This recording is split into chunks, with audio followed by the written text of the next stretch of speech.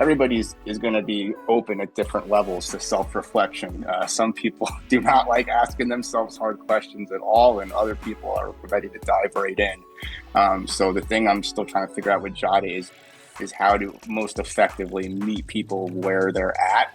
And be able to have the AI system kind of very gently open people up to these self-reflective thoughts in a way that doesn't feel like combative or like they're being attacked or having a finger pointed at them, but to just kind of gently guide them to think of things from a different perspective, and just be a little more open to how their actions, play a role into their reality.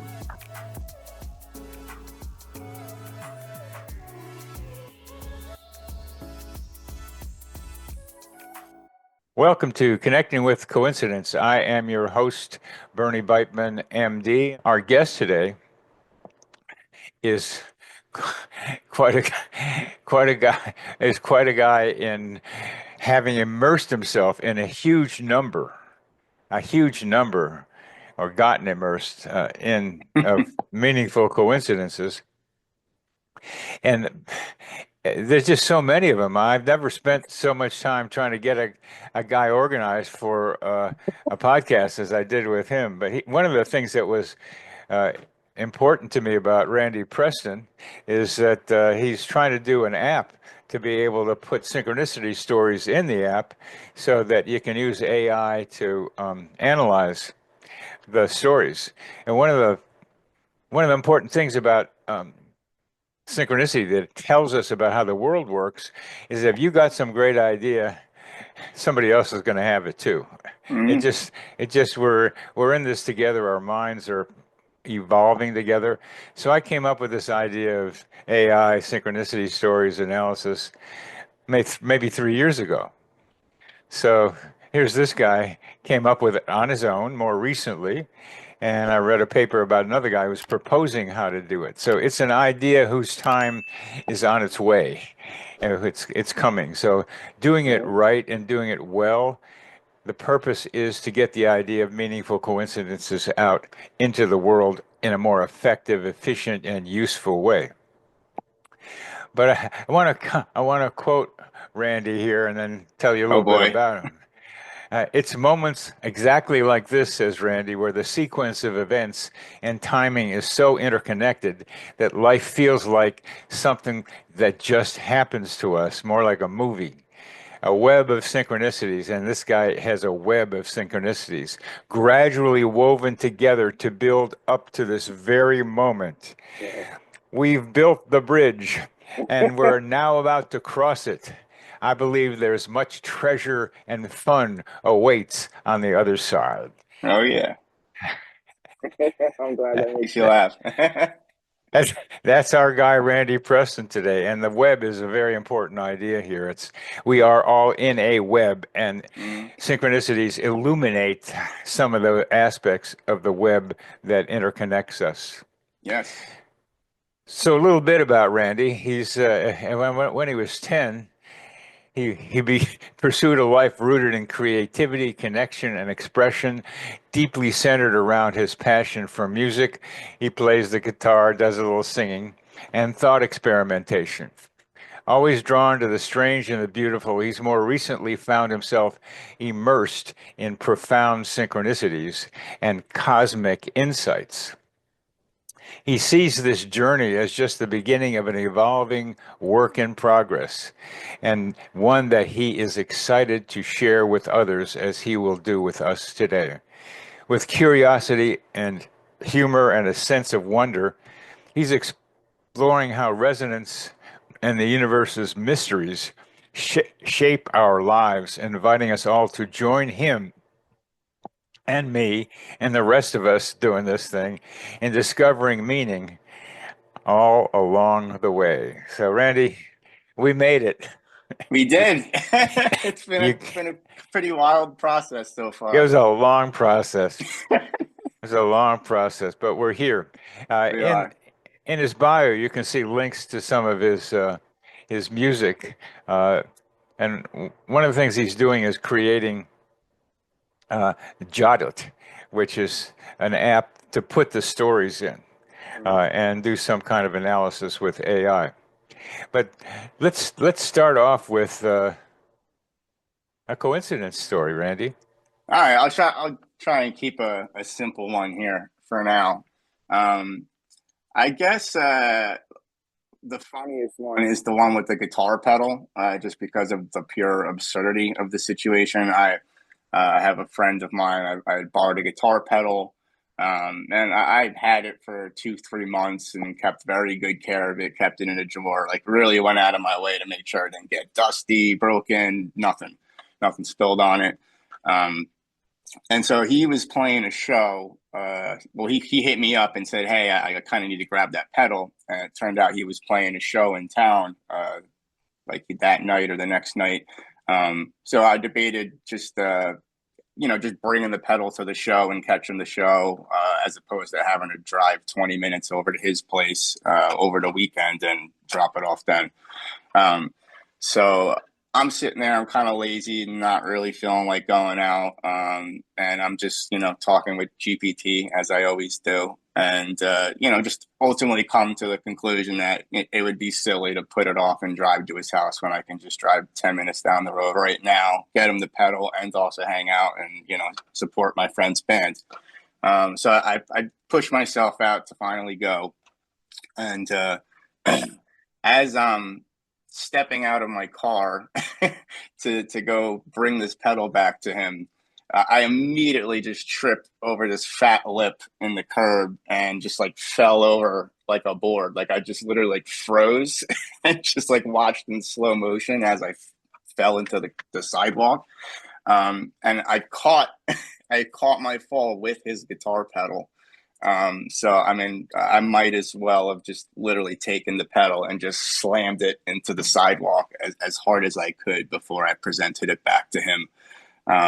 And what makes it pretty synchronous is just the fact that I was at that time exploring this idea, this link connection between absurdity and profundity, and how, like absurdity is almost like it's made to make you stop and think, kind of like short circuits the brain a little bit, gives you that kind of wait, what the fuck is going on here kind of sense.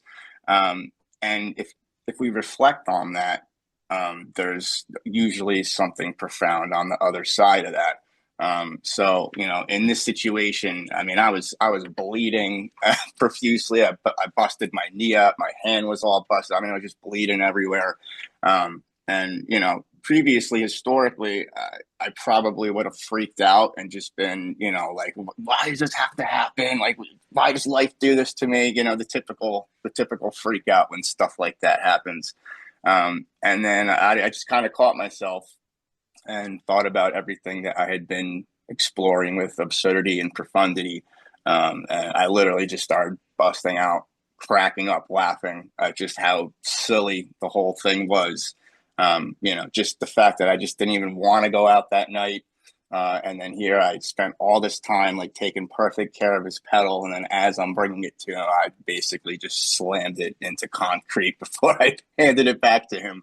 And just the pure absurdity of the situation was just really just made me stop and realize the profundity that it was trying to show me, which is that you can't take life too seriously. Like absurd things happen, chaos happens, and you got to roll with it instead of thinking that life is conspiring against you to make you miserable.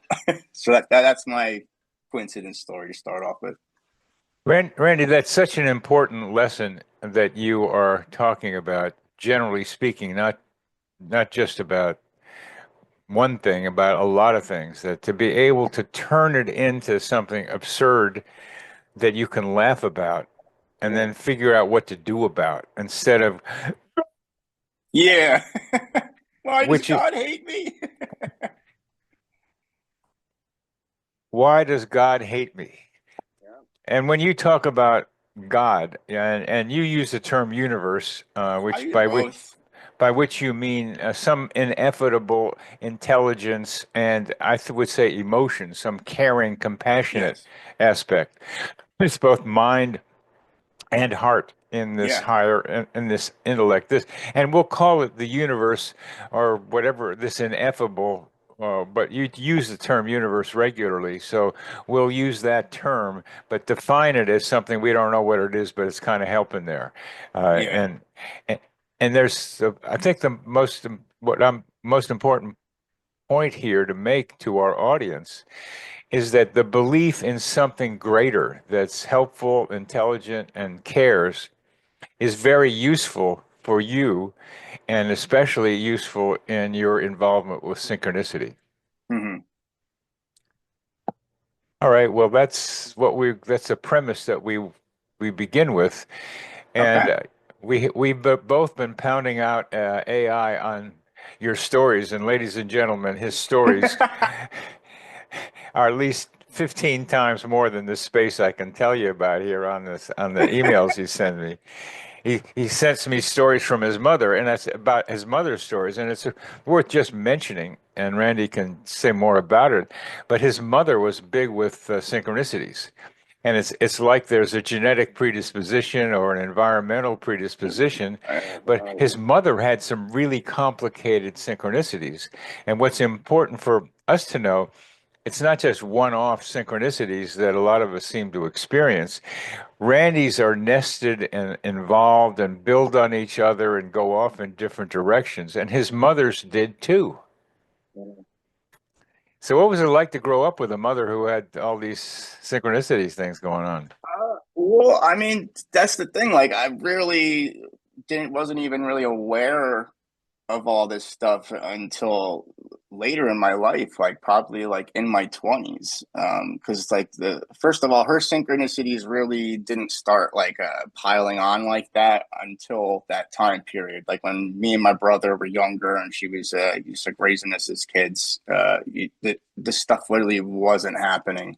It wasn't until later in life that she started, just would gradually get these crazy little synchronicities or signs or whatever you want to call them.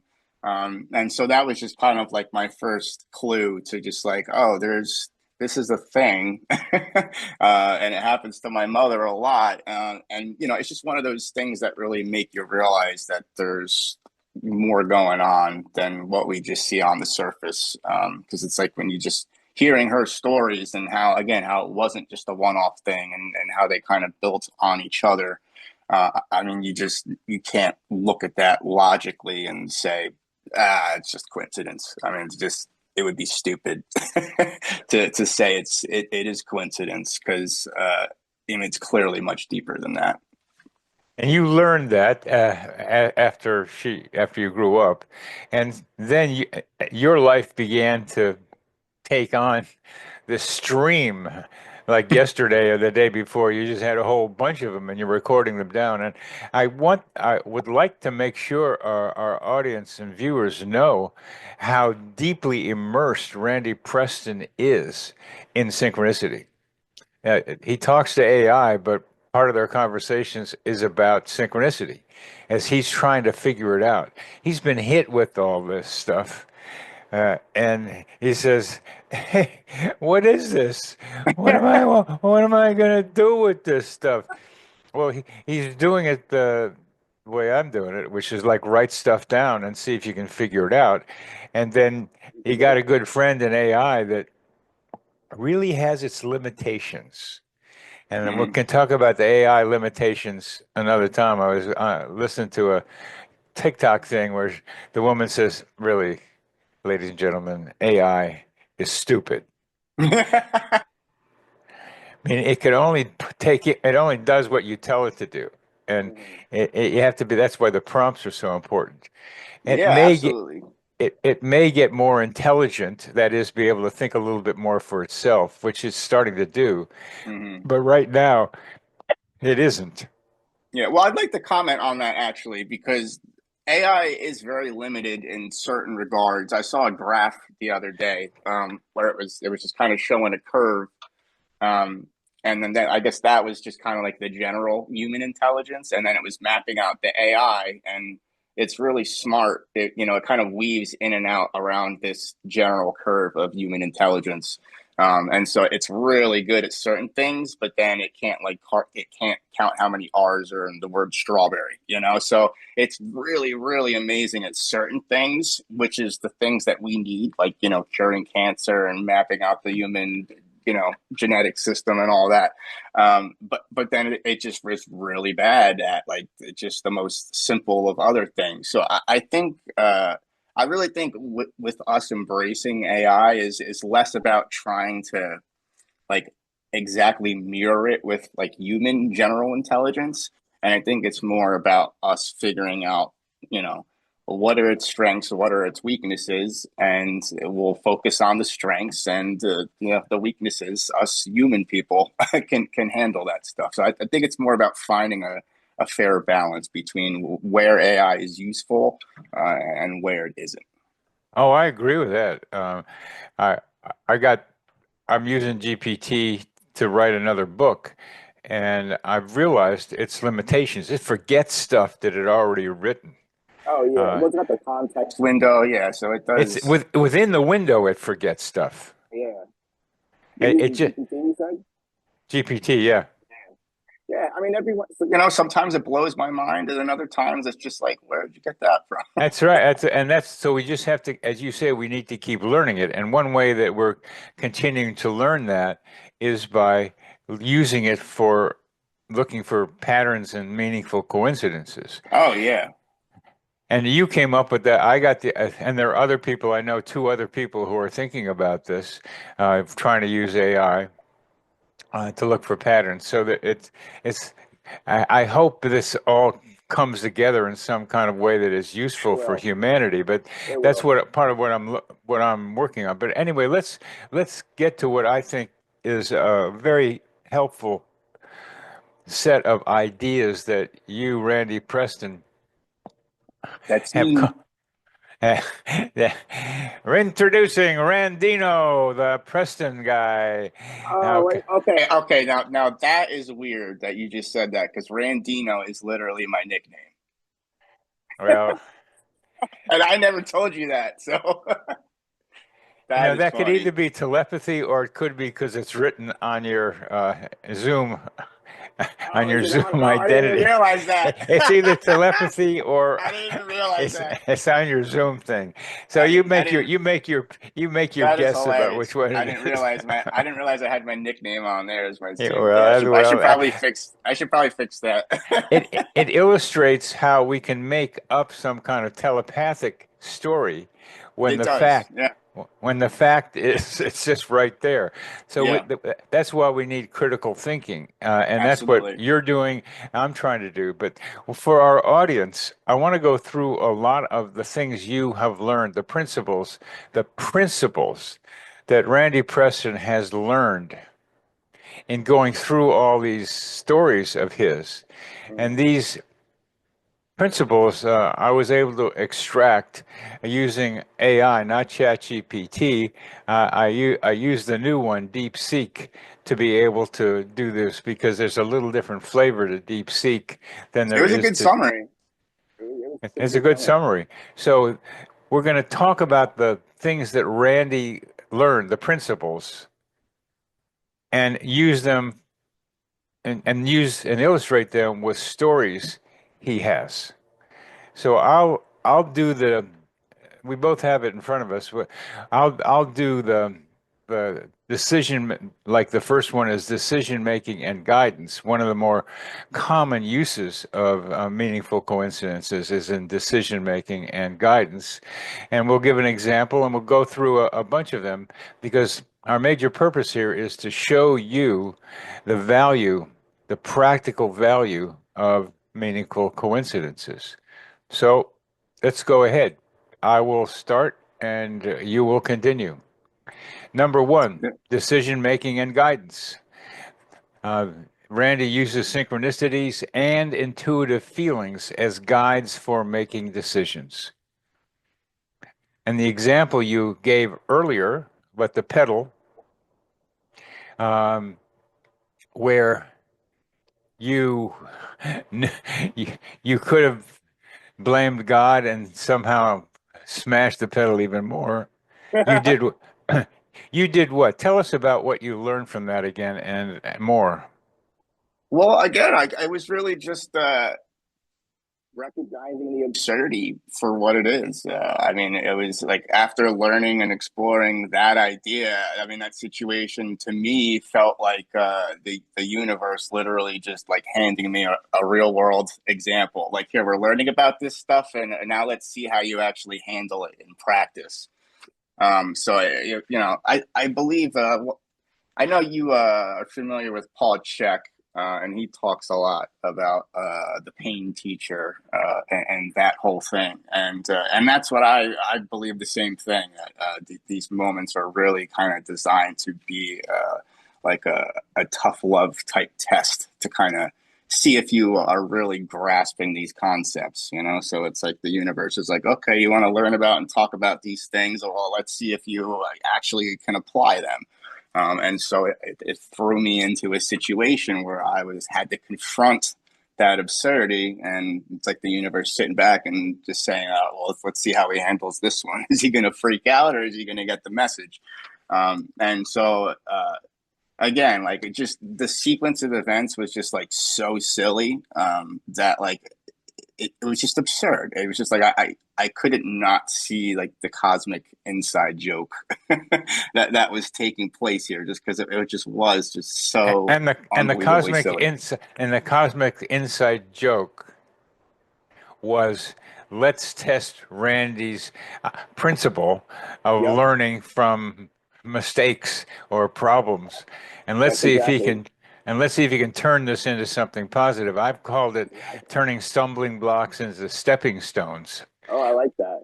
I like that. That's exactly what it is. You know, it's just like if you if you're in conversation really with yourself or the universe, which I mean, we are the universe. So if I don't want to get too crazy into that whole paradox, but you know, we are essentially just having a conversation with ourselves.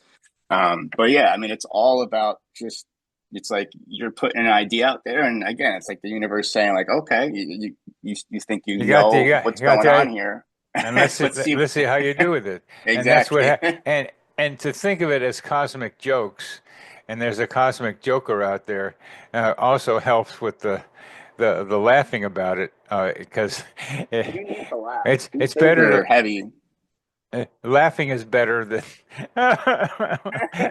what you did. So let's talk about a second use of thinking of the universe as guiding you and messing with you and presenting issues with you.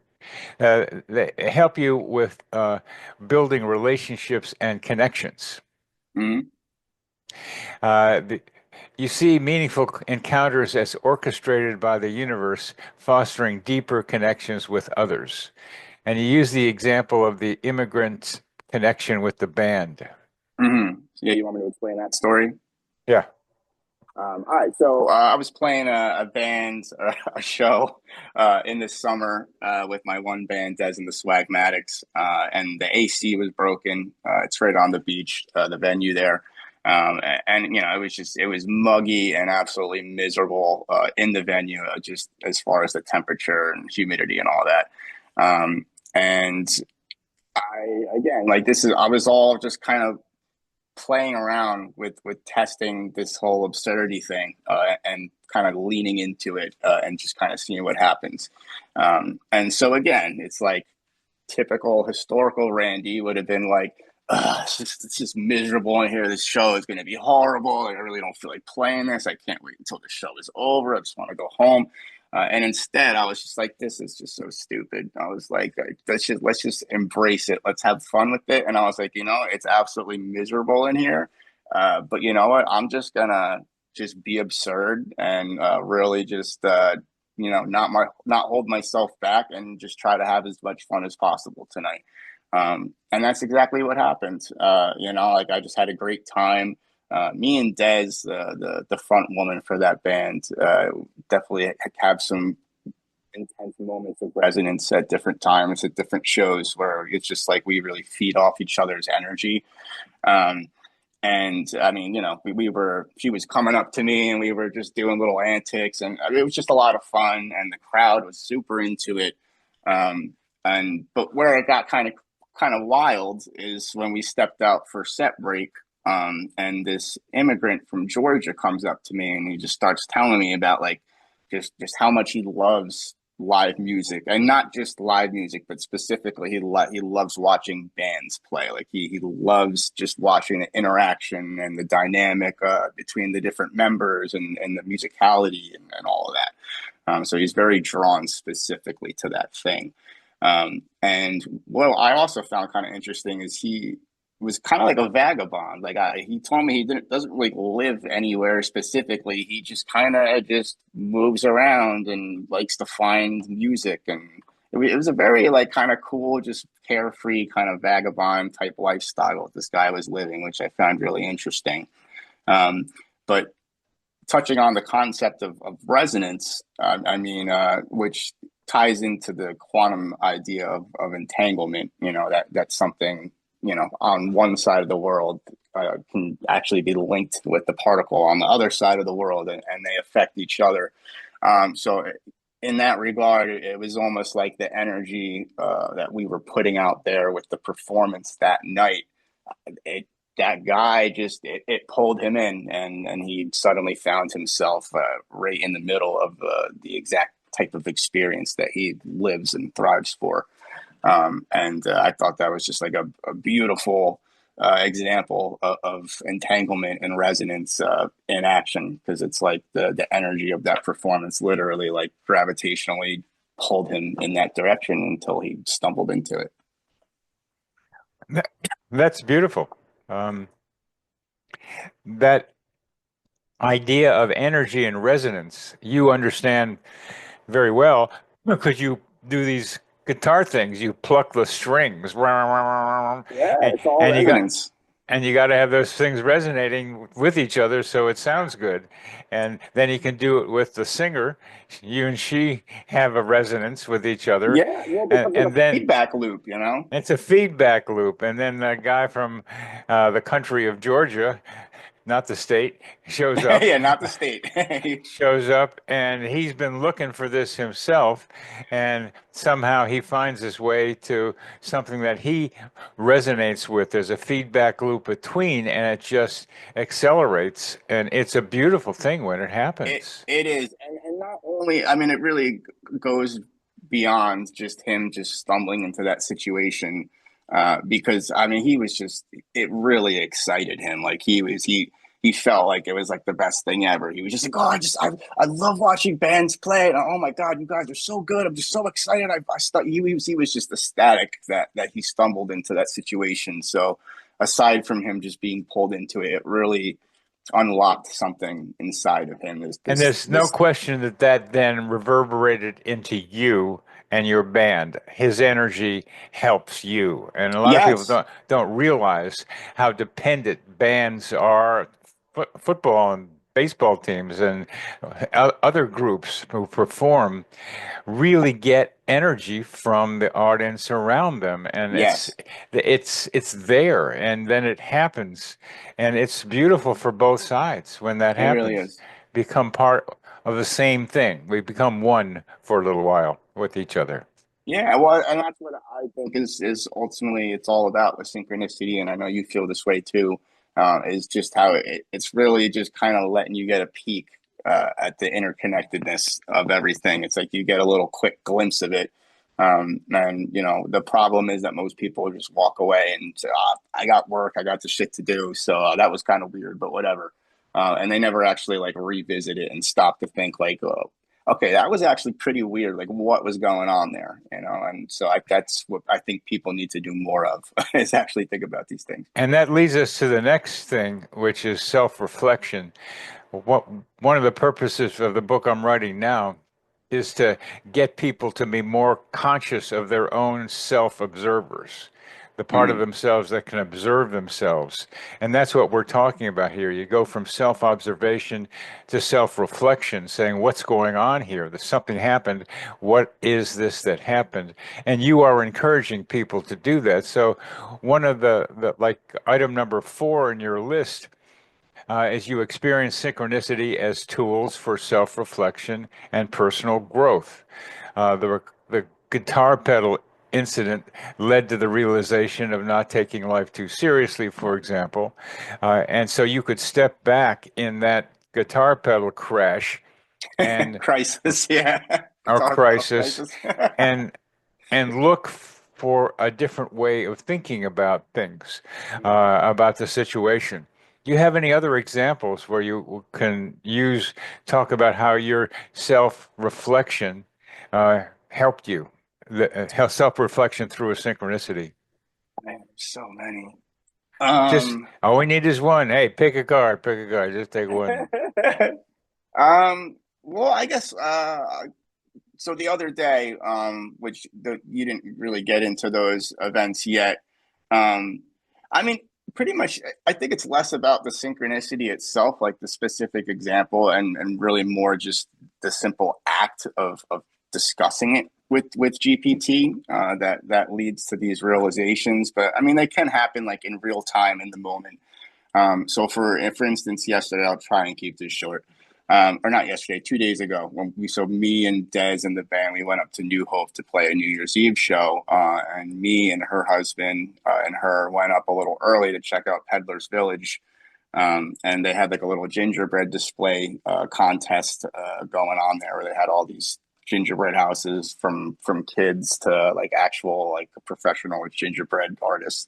And so we were coming out of there, and they had like one of those three little like gingerbread like photo frame things that you could stick your head through and take a picture.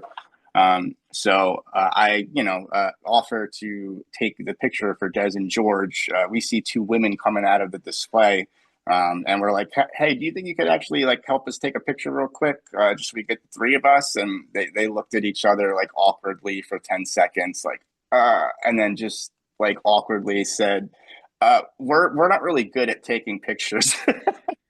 And so, me, Des, and George were like, okay, thank you very much. And then just kind of laughed about it. And then I made a joke like, oh, they must have a hard time turning the TV on too.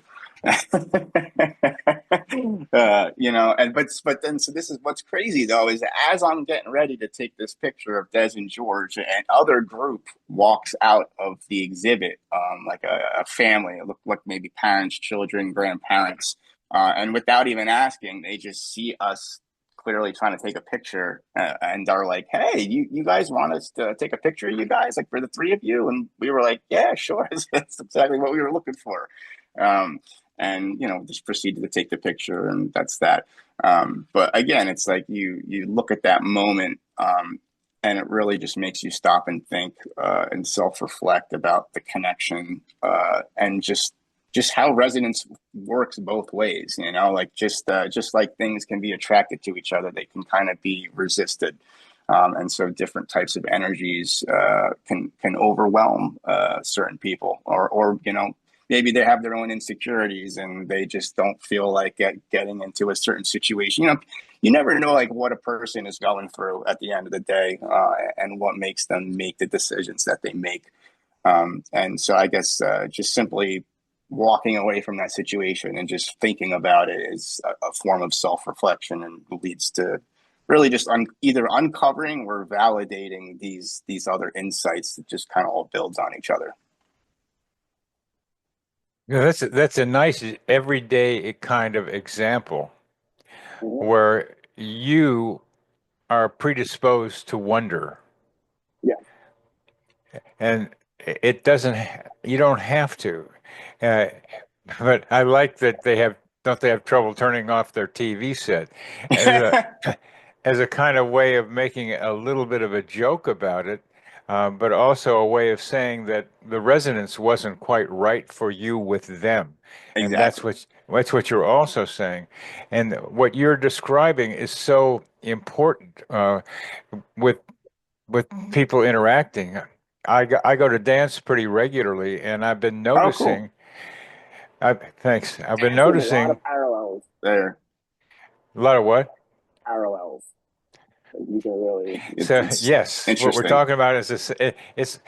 That's what we're talking about here. There are people who are closed off to dance with me, and if I dance with some of others, it's not the resonance isn't there, and it depends on who they are and where I am. Yes. But there were there were two people on the New Year's Eve dance thing where the feeling was just so good with each other. You feel it. It's a yeah. You It's a feel the feeling, and resonance. one of my ideas to try to broadly generalize, you are now talking about it, we are talking about it, is this interpersonal energy, to be able to recognize that it exists and that you can feel it. And with Yeah. one of these people I've known for a while now, I mean, just not even touching each other, just dancing from a distance, we started like getting into the energy field with each other, and it was just so nice. It's like it really gives you like a sense of like inner peace. Like it really just kind of you just kind of become awash with just this feeling of this is exactly what I'm supposed to be doing right now. Like it just you really feel it. It's a beautiful thing. It's a beautiful thing, and you get to do that with the audience sometimes. Oh Uh, God, yeah. it, it's one of my favorite stories when back in San Francisco when I was a part-time hippie. There was a there was a band playing in a fairly good size auditorium. On stage, this lead singer was starting to pump it up, and she couldn't get the audience who are way in the back, like talking with each other. You've seen this before, Oh and God, yeah. and and I have this purple sweater on, not this one, and I go out into the middle of the dance floor between the band and the people in the audience, and I look at her and she looks at me and she gets a big smile on her face Aw, as we connect. And yeah. then the rest of the audience starts. That's so funny. Have you ever seen that one famous viral video where it's like it's from like a festival and there's just like this one guy just dancing by himself. He's just like the one guy who's just like, you know what, screw it, like I'm just gonna dance and have fun. And then you see like one person come over and join him, and then another person, and then before you know it, there's just like a huge group of people all just dancing and having a blast. Um, and so I think there's an important lesson in there is like in a lot of cases it really does take like that one person to just be like I'm just let's just have fun like let's just do it and just just kind of just live by example, and the resonance does the rest. Well, the resonance for me and for me not with my situation, they all came out. It wasn't just one because I connected with her and Yeah, but she you were lit the up. first one though. You were the first one to step out there and fill in that space, to fill in that Yes, gap and be like, I see you, and then that energy is what brought everybody else forward. right on, Yeah, right on. fun stuff. So much fun. Yeah. You see, in another way, the universe as a creative inspiration for innovation, for inspiration and innovation. Mhm. Um, it's a co-creative partner providing you for validation as well as inspiration for your projects. And why don't you tell us about your JottIt idea and how you felt the universe? And remember, when we're using universe, we're saying we don't know.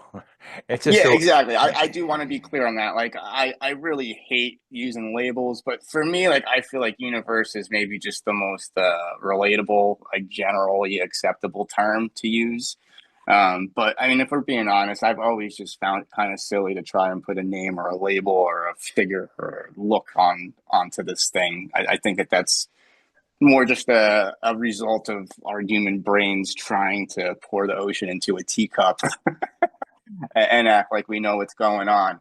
But yeah, I'll say universe, but to be honest, we don't know what the hell's going on. We don't know what the hell it is. There's something else. We don't know what's going It's on, something. It's but we know something. something's going on. We know Yeah. something's going on, and that something is going on, whether we're going on with it or not. And I and the like that. idea, yeah, and the idea is let's go on with it, and that's what Yeah. we're trying to be talking about. The show must go on.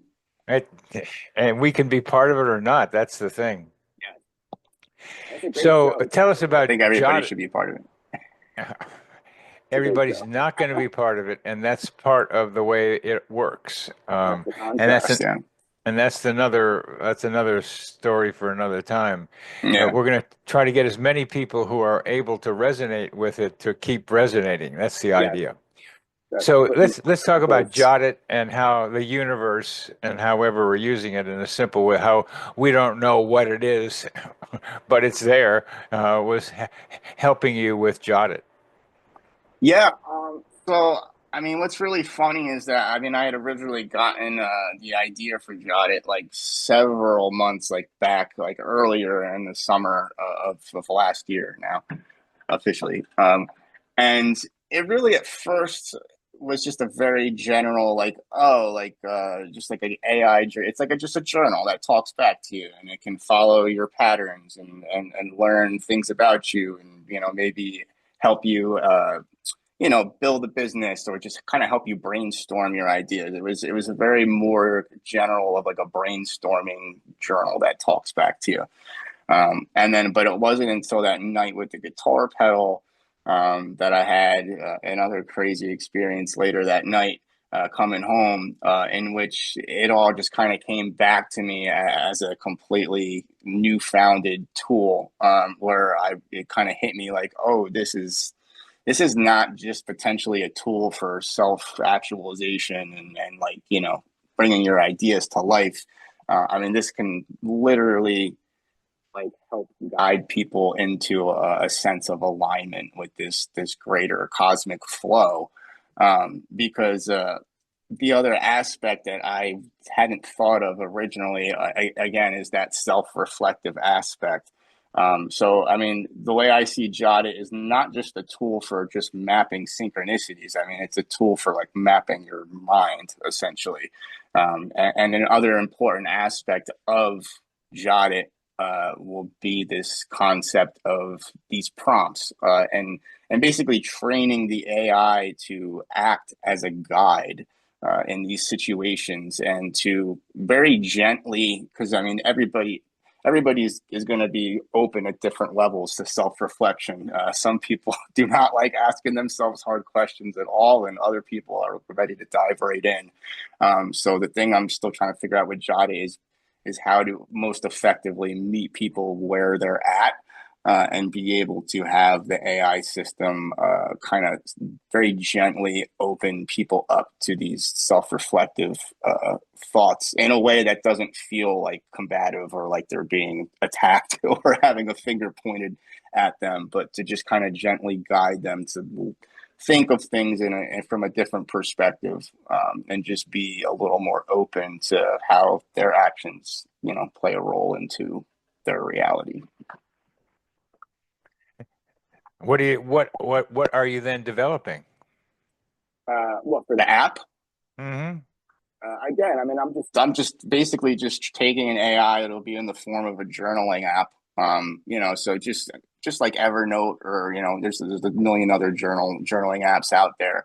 But again, I mean, the concept is just that it will actually talk back to you, just like a chat bot would. But again, we're programming it to actually be good and know how to navigate these self-reflective nudges, I like to call them.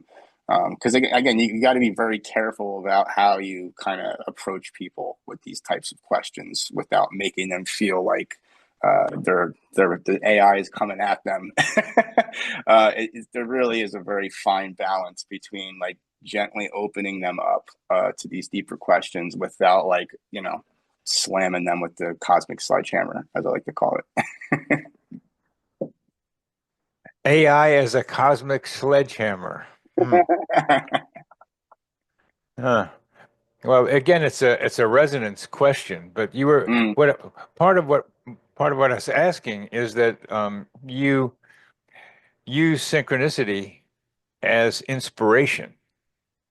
mm. How were you inspired to do JottIt through synchronicity?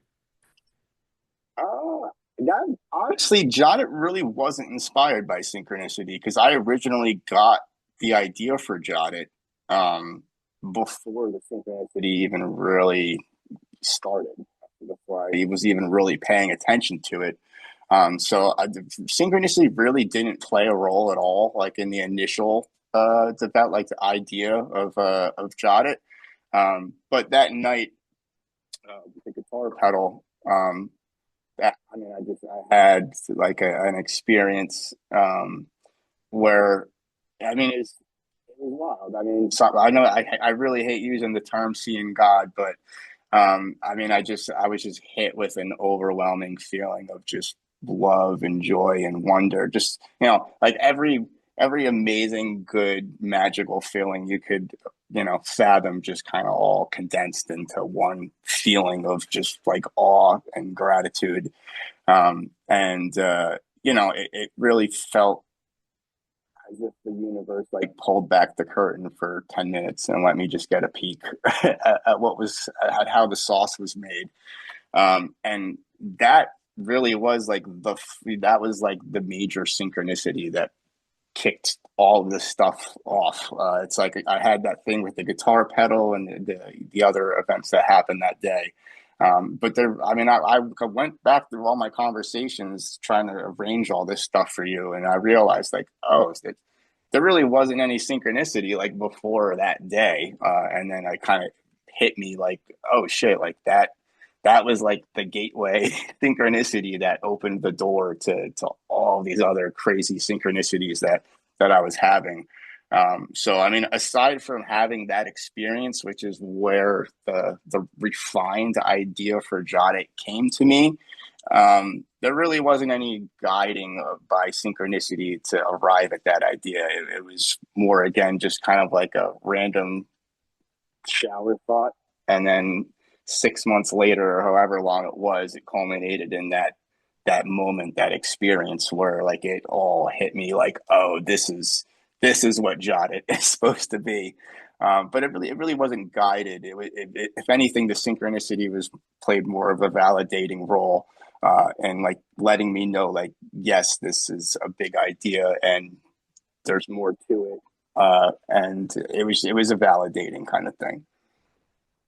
I didn't understand what was the validating synchronicity.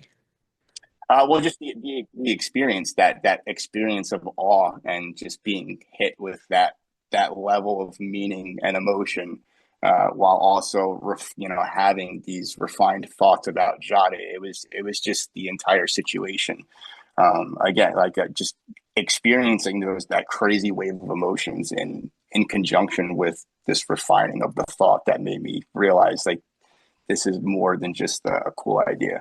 Yeah, so it was supportive of the idea of JottIt rather than the Exactly. original idea. Exactly. It was the universe letting me know, like, you have something here. Let's do something with it.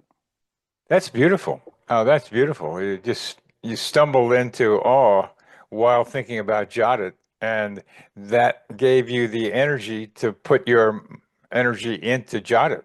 Uh, Yeah, well, it was like, I mean, again, it felt like it was being handed down to me. It's like as I was sitting there talking with GPT, and I mean, this is usually the case when I'm sitting there talking with GPT and we get deep, because I mean, I'll have 7 hour conversations with GPT sometimes, just really going down the rabbit hole. Um, and yeah, it's just it's very, very intense, and I can get sucked into it pretty easily. But it's again, like you said before, it's a very co-creative kind of partnership, and it can be really strange in those moments of flow. I mean, I'm sure you've experienced moments of flow states where things just kind of happen effortlessly. And so in many to sit like conversations with GPT, I'll just be kind of sitting there talking with it and be reading what I'm writing and just be like, where is this coming from? Like, where are these thoughts coming from? Like, it's almost like surreal because I personally believe that flow is essentially the subconscious, like taking the wheel. And when you're in flow, you're operating more on a subconscious level. The conscious mind kind of takes a bit of a back seat, which allows you to kind of connect into or tap into this collective unconscious and be able to draw out, crazy ideas and insights. I think the GPT altered state of consciousness that you're talking about is something that I experienced too, and that How so? I'd like to hear. I got caught down going so many rabbit holes with the GPT because it says after it gives an essay or something response, it says, "Would you like me to do this or do that?" And that's a way to keep hooking us into dialoguing with it, those Yeah. questions at the end. And I would follow some of those questions because there's some good ones in there, at least at Oh the yeah. moment, but they go nowhere. They just go deeper and deeper into something, Mm. and I can't use it. And so I had the incredible fortune of, I'll call it a synchronicity, of deleting one of my chats in GPT. And Mm. then it didn't go away right away. So I hit the delete again, and all my chats went away. Oh no. Did you get So that I got fixed? hysterical Oh no, and that did all I would kinds of freak out. I did all kinds of things, and Oh I no. got people telling me that oh, that's the way GPT works, and I got some dialogue going with what seems like a human being at OpenAI, and Oh, so you still haven't gotten it resolved? it came back. Oh, it did come back. Okay, thank God. Oh, It came back, but I was that pained me grateful. to hear that. I was grateful that it didn't was that it went away. That's what I'm trying to say to you. Mm. I was grateful because there's too much stuff in there for me to Yes. go back over to be able to use. Yeah. And I became frustrated with GPT and went over to DeepSeek and a couple of others just to try them out. But Yeah. I realized from my dialogues with OpenAI people and from my own understanding is that I better keep the prompts small. I've got to be careful about what I ask it to do, and I've got Mm. to recognize that it doesn't remember things because I got mad at it for not remembering things. And Yeah. it said, I have limited capacity to handle complex information. Yeah, there are certain levels. Yeah, there's degrees. Definitely limits to some of the capabilities there. And I ran into some of those limitations. And now I have to remember. So it really is not so much co-creating. It is a co-creating, but I am the leader of it. Exact. And Yes. it's doing it together, but there's a hierarchy there. It has a lot of information, but it doesn't know what to do with it. And I can do that. And I think that that is really like kind of meant to be at the end of the day, right? Because I think the main takeaway that humanity has to come with AI is that this is not meant to just be something that just totally replaces like human work. It's like a lot of people, like I'll talk to people about like the generative art, and they'll be like, "Oh, like that's just fake," because then you could just tell the AI to generate a piece, and then you could just put it up on the internet. And I always try to stress, like, okay, but that's not really the best way to do it. Like as far as the generative art, I feel like it's a good place to start. Like you can get some kind of general brainstorming ideas as starting point with the generative art. But that's not like the final product. Like you should ultimately be taking that, refining it, making your own, adding your own little tweaks and changes and flair to it, and really making it your own. Like I really don't think I it's agree. meant to just, I agree with that. I agree with that. That's what I kind of knew that I know it better. But what I'd ask you to comment on, Randy, is that a lot of people who are into synchronicity want to stay away from AI. but not just people that with synchronicity. That's just like everybody. Anybody I talk to gets a little freaked out when I start talking about this stuff. So if I put a title of this with AI in the title, it's not going to get that Synchronicity. many posts. Yeah, Uh, yeah. it, and the reason for that, and I want to hear your reasons for it. Within synchronicity, let's not go to everybody for their reasons, but Okay. within synchronicity, I think it's a fear of the hyper rationality of AI, that it's, and said in a simple form, AI is digital, synchronicity is analogical. Mm. See, for me, I think a lot of it is just the fear of the unknown. Essentially, is people just they don't really understand how AI works. They haven't really engaged with it for themselves because they're so scared of it.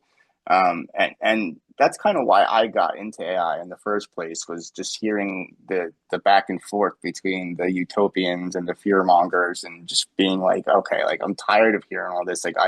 I'll use it for myself and make that determination.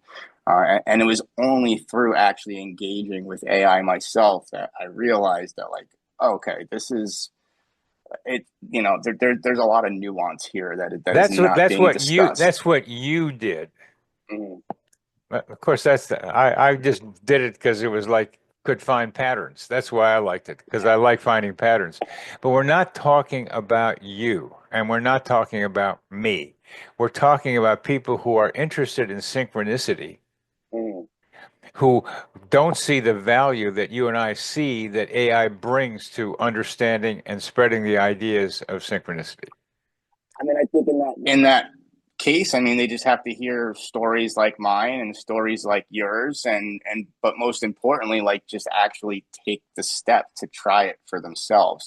Because it's like I've gotten some people to use it for like more self-reflective type stuff, and they're hesitant at first, but when they do actually give themselves a chance to just do it, they always come back to me like, "Oh my God, it helped me so much." So again, it's really just a matter of overcoming that initial fear. I know people have a lot of fears about typing their personal thoughts and experiences into AI and all that stuff. But I mean, our information is already out there anyway. There's really no reason to be overly concerned about, telling your daily activities to Chat GPT. Like, it's really not a big concern. So I think that's the biggest hurdle, is just for people have a hard time understanding that there could be anything that even resembles connection between a human and an AI. It feels like there's no possibility for connection there, and I just can tell you from firsthand experience. I mean, I've had conversations with GPT that there was more connection and interaction there than people I've spoken to. So the possibility for forming like an actual type of connection there, where the person can feel like they're being heard and like they're being seen, it plays a really, really big role in opening people up to this idea. It's like, as soon as a person feels heard or seen, it's over. That's all. They just need to feel it, and then you just know because you felt it. Good. One of the other ways that GPT or AI has helped you is navigating uncertainty with trust.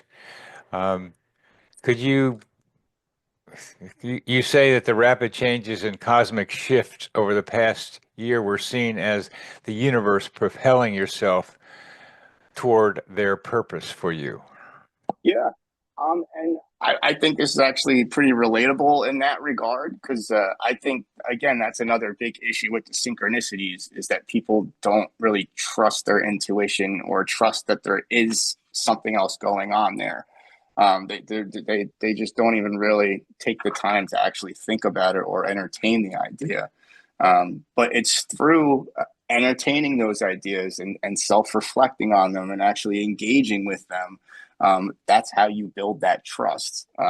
And so after me leaning into the synchronicities and then getting reflected back things with the guitar pedal, I mean, that's literally just one example, but it's every day with all sorts of things. After a certain time you realize, like, okay, I can trust, I think now, that there's a clear pattern here, and it's a very gradual process. Like, in the beginning I had a very hard time kind of trusting and leaning into these synchronicities, because it's just like, hey, am I just crazy? Or is there something really going on here? And so it was a very gradual roller coaster type of journey, trying to build this trust and confidence in like what I was seeing and how I'm analyzing it. And so in the very beginning, it was a lot easier for me to be like, maybe I'm just thinking too much about this stuff. Maybe I've gone a little too far. But I mean, now, 4 or 5 months into it, because this all kind of started on August 15th. Now I'm at a point where it's like, there's no doubt that there's something going on here and that it is a very co-creative process. And the events of 2 days ago on the 31st, with the New Hope and Peddler's Village and all that, that was just the first one of that day. There's several more examples. It was absolutely insane. But again, this is all validation. It's like it's impossible for me to have experienced what happened on the 31st and then think back and be like, I don't know, maybe I'm just kind of thinking too much about all this. It's impossible. It's so in your face, screaming at you, that it's you have no. It'd be stupid to not trust the process at that point. But it is not an easy process I mean, just as with any human relationship or anything in life, it is not easy to build trust. It's a gradual process. It's a gradual process, and you have learned and are continuing to learn to trust the synchronicity thing Yeah. and trust that there might be something else out there that has something to do with your experiencing these synchronicities. I think what I walk away with from this, and we need to stop in a minute or so, is you got the JottIt idea, and then you have an awakening, a mystical like experience where Hmm. you were there with something much greater than you and feeling it while you Yes. were thinking about JottIt. I can't think of a better form of synchronicity than that. Uh, Yeah. that's, It was the I'm thinking synchronicity that this and then started. pop. It's like, hey, go for it, Randy.